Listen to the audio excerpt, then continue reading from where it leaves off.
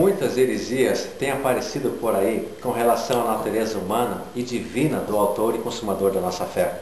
Na visão iluminada do espiritismo kardecista, Jesus é o homem mais perfeito que já existiu, mas não é Deus. Os mormons acreditam que Jesus Cristo é o irmão mais velho de Lúcifer. E os testemunhos de Jeová pregam que ele é um Deus inferior igual a Satanás. Quem está certo nos seus ensinos?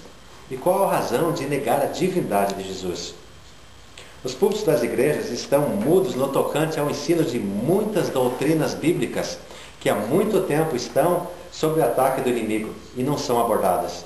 Na questão da divindade, o que traz muitas dúvidas está no fato de Jesus ser Deus e ter nascido há um tempo atrás. Um bom conselho para começarmos esse estudo é para que você não queira entender os mistérios do Deus infinito, tendo você uma mente finita. O próprio Deus disse, através da boca do profeta, que os meus pensamentos não são os vossos pensamentos, nem os vossos caminhos, os meus caminhos. Pela fé, nós gastaremos a nossa vida eterna aprendendo dos mistérios e gozando do amor de Deus. Então, não se preocupe por não entender completamente este ensino.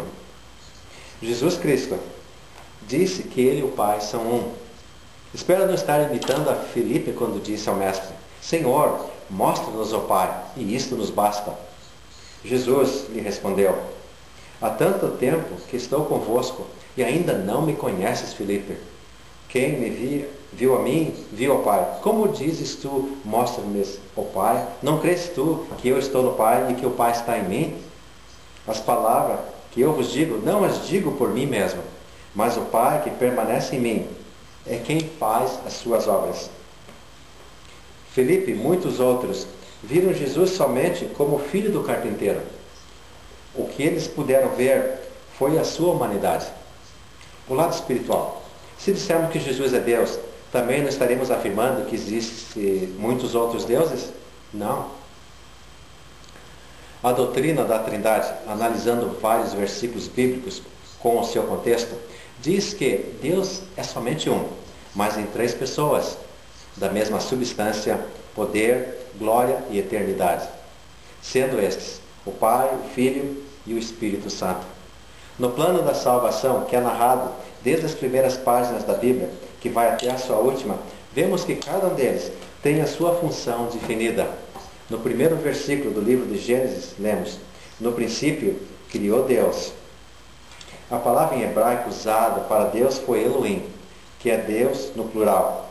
E no verso 26, o Deus Criador disse: façamos o homem à nossa imagem e semelhança. Em Gênesis 3:23, então disse o Senhor Deus: eis que o homem se tornou como um de nós. E finalmente, em Gênesis 11:7, vinde, desçamos e confundamos ali a sua linguagem. Deus estava falando com quem? Essa resposta encontraremos no primeiro verso do Evangelho segundo o apóstolo João. No princípio era o Verbo, e o Verbo estava com Deus, e o Verbo era Deus. O Verbo, a segunda pessoa da Trindade, estava criando o mundo visível e invisível. Analisando o que o apóstolo Paulo afirmou que Cristo Jesus era antes de todas as coisas, tudo foi criado por Ele e para Ele, então isso quer dizer que Ele já existia anteriormente. Sim. Se pararmos há 2000 anos atrás, no nascimento de Jesus, ficaremos confusos. Para entendermos, devemos começar a nossa busca da divindade de Jesus na eternidade passada. Comece pensando que Ele sempre existiu, mas há 2000 anos atrás, Ele encarnou na forma de um homem. Encarnação é um ato único de Deus, tomando a forma de um homem. A segunda pessoa da Trindade, através de um milagre de Deus, veio na forma de um ser humano. E esse ser humano é Jesus. Deixe-me explicar. O homem compõe-se do corpo, alma e espírito. Então, no caso de Jesus, desde a hora que foi concebido até a hora de morrer crucificado, ele tinha um corpo, uma alma e um espírito, que são os requisitos básicos para existir como ser humano, certo? Mas não no caso de Jesus.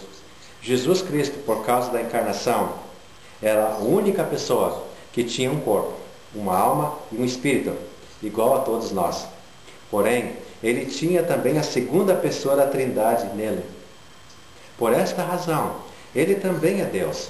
Se você negar algum desses fatos, estará negando a humanidade ou a divindade de Jesus.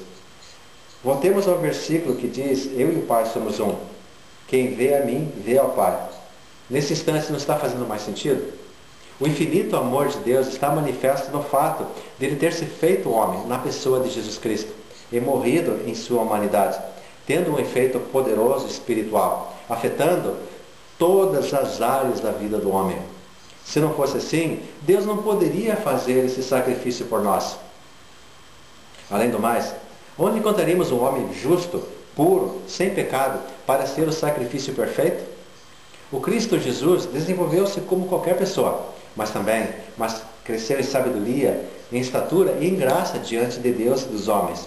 Mas ele também tinha a divindade de Deus, por ser Deus. Na morte de Jesus na cruz, o espírito e a alma separaram-se do corpo, assim como acontece com todo mortal.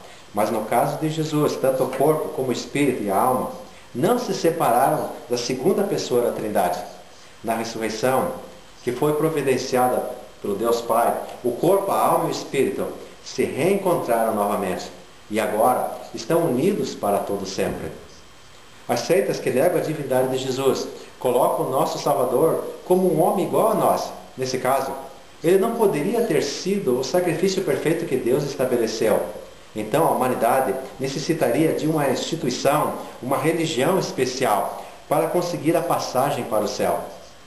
Esse ensinamento errôneo de ensinar Jesus sendo somente um homem perfeito o coloca no mesmo nível de pecadores como Gandhi, Buda e muitos outros que buscavam a perfeição a seu jeito.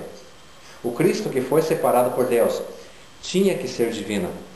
No livro de Isaías, a profecia do Cristo se cumpriria através da Virgem que daria a luz a um menino, e este chamar-se-ia Emanuel, que quer dizer Deus conosco.